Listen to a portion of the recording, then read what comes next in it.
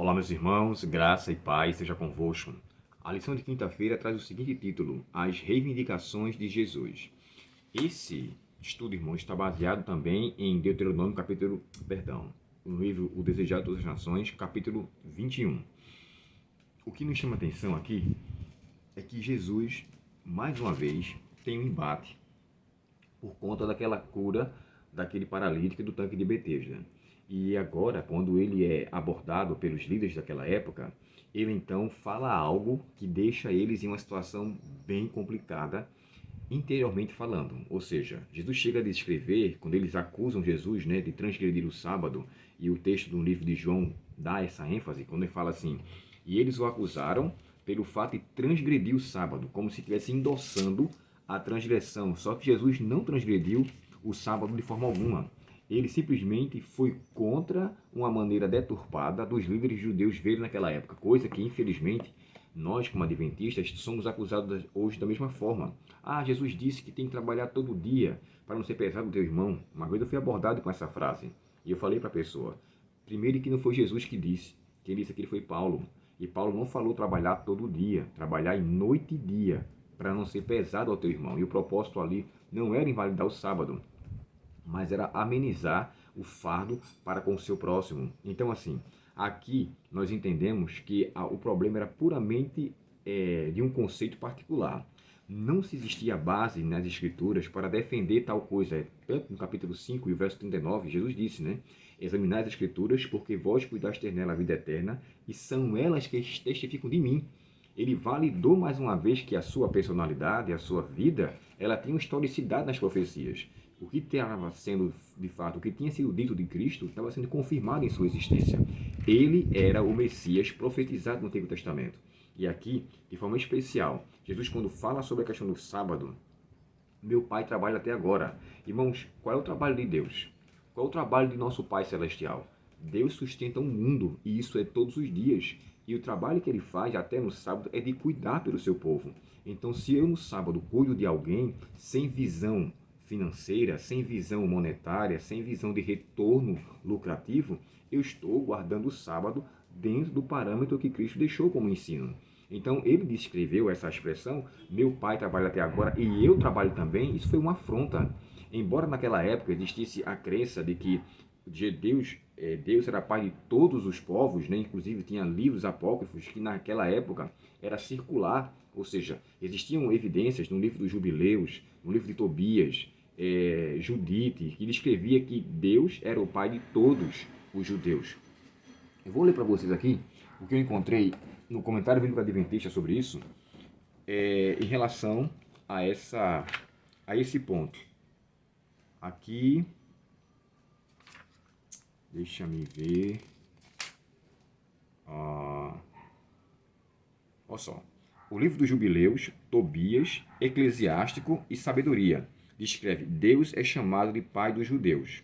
E quando Jesus fala meu Pai, ele singulariza ou ele individualiza. Ele é o meu Pai. Só que se você fosse atentar para os versos seguintes, então isso aí era visto naquela época como algo generalizado, mas o Pai como aquele que criou, como aquele que tivesse, na verdade, dado origem. Não se cabia aqui a pessoa de Cristo quanto a isso. Jesus, quando reivindica a sua filiação divina, ele se iguala, porque o que é que ele fala do verso 19 ao verso 25, ao verso 29? Diz assim, ele faz apenas o Filho o que vê o Pai fazer. Como assim? Que relação íntima é essa entre uma pessoa e uma pessoa divina, uma pessoa humana e uma pessoa divina, a ponto de que ele imita o que ele vê? Quer dizer, isso mostra intimidade, relacionamento. Mais adiante, Jesus chega a dizer assim, o Pai lhe mostrará obras ainda maiores que estas para que vocês fiquem admirados. O Pai vai mostrar essas obras através de quem? Dele como Filho. E ele continua dizendo, quem não honra o Filho, certamente não honra o Pai que o enviou. Quer dizer, a honra de um é a honra ao outro. A gente nota, meu irmão, com clareza que Jesus estava se igualando a Deus, porque de fato ele é Deus. Como é que ele começa o evangelho, o seu primeiro evangelho? João. No princípio era o verbo, e o verbo estava com Deus, e o verbo é Deus. Então ele mostra igualdade, relacionamento e uma nivelação entre o pai e o filho íntima demais. Quando Jesus então profere essas palavras, os líderes ficaram revoltados. E para confirmar ainda após ele ser acusado, ele não ameniza a sua personalidade, a sua essência divina. Ele amplia, ele realmente dá mais ênfase àquilo. E os versos que nos dizem aqui, 19 a 47, é uma evidência clara disso. Aqui, irmãos, tem 3 pontos que eu achei interessante que o autor nos demonstrou. Olha, Jesus defendeu suas ações em 3 etapas. Jesus mostrou, primeiro, que ele e o Pai agem em harmonia. Segundo, ele evidenciou que ele tinha 4 testemunhas. Aí ele fala de João Batista, ele fala dos próprios milagres, o Pai que lhe revela, e ele fala das próprias Escrituras, João 5,39. Ou seja, tudo isso evidencia quem de fato eu sou. E para fechar, ele chega a dizer assim, ó, Cristo apresenta a seus acusadores a condenação deles, baseado em Moisés. E é interessante esse ponto aqui, ó.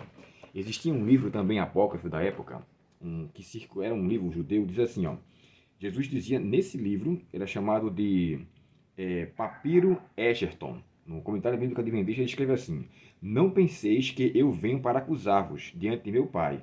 Vosso acusador é Moisés, em quem puseste vossa confiança. Quando ele chega a dizer isso, há um ponto interessante, né? Deuteronômio 18, verso 15, Moisés, quando fala assim, olha, enviarei o meu filho, a ele vocês ouvirão, a ele vocês devem levar em consideração. Então Moisés tinha dito isso. Se eles não estavam considerando o filho, o que Moisés deixou escrito com clareza iria condenar eles próprios. Deuteronômio 18, verso 15. Enfim, Jesus reivindicou, irmãos, tão somente aquilo que ele é como sua essência. Jesus é o Filho de Deus e é igual a Deus. A sua filiação não diminui a sua personalidade. Isso é simplesmente a forma didática. Eu já falei isso para vocês em outros momentos, que para mim, o nome Pai, Filho e Espírito Santo, eles não existiam na eternidade. Eu entendo dessa forma. Por quê? Porque todos eles são iguais. Esses títulos que foram dados para nos ensinar uma forma didática da salvação. Por que o nome Jesus? Jesus quer dizer o Senhor salva, ou o Senhor é salvação. O nome Espírito Santo, ou Paracleto, quer dizer consolador. Peraí, Jesus é salvação de quê? Se antes não existia pecado. Ele assumiu um título pela personalidade e pela função que ele veio exercer. O Espírito Santo, de igual forma também. Então, as 3 pessoas da divindade, eu acredito que na eternidade eles não teriam esses títulos que veio a ter em nossa terra para assumir uma função salvífica. Então, Jesus, de maneira nenhuma, ele foi subtraído, como diz o texto de Filipenses, né? E ele, por ser igual a Deus, não usou por usurpação ser igual a Deus. Mas ele é Deus. Glória ao Senhor por isso. E ele veio como Deus, assumiu a forma humana e resgatou-nos de tão vil pecado, de tão grande maldição. Que Deus, portanto, nos abençoe. E louvemos a Ele pela essência, pela personalidade, pela reivindicação e pelo que Ele veio fazer por nós aqui. Ele trabalha até hoje, trabalha na sua vida, trabalha na minha vida e nos auxilia para continuarmos firmes em seus caminhos até Ele voltar. Oremos ao Senhor nesse momento. Querido Pai Celestial, obrigado pelas reivindicações de Cristo sobre a sua personalidade e nos dá tanta clareza sobre a sua grande importância, sobre a sua grande essência. E hoje nós entendemos, Jesus é Deus em toda a sua plenitude. Obrigado, querido Pai, por teres enviado o teu Filho para nos dar a eterna salvação. Dá-nos neste dia a tua paz, perdoa nossos pecados e um bom final de semana, Senhor, em nome de Jesus. Amém.